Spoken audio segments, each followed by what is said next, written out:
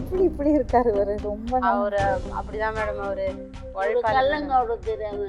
ஆமா மேடம், உழைப்பாளி. எதுவும் கிடையாது அவங்களுக்கு. பெருசா படிக்கலாம் கூட கள்ளங்கோட தெரியாது. ரொம்ப இறக்கப்பட்ட மனசு. யார் எந்த வேலையிட்டாலும் அவர் செய்வார். அந்த ஒரு பார்ஷாலிட்டியே பார்க்க மாட்டார், ஒரு ப்ரெஸ்டேஜ் பார்க்க ஒரு மாட்டார். எதிரி ஒரு இப்படி இருக்கிறாங்க இப்படி பண்றாங்கன்னு பார்க்க மாட்டாங்க.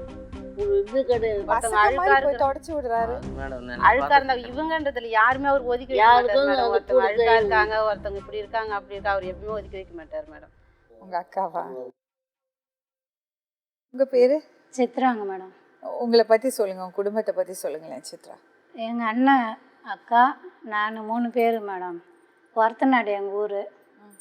எனக்கு ஒரு வயசுல அப்பா இறந்துட்டாங்க.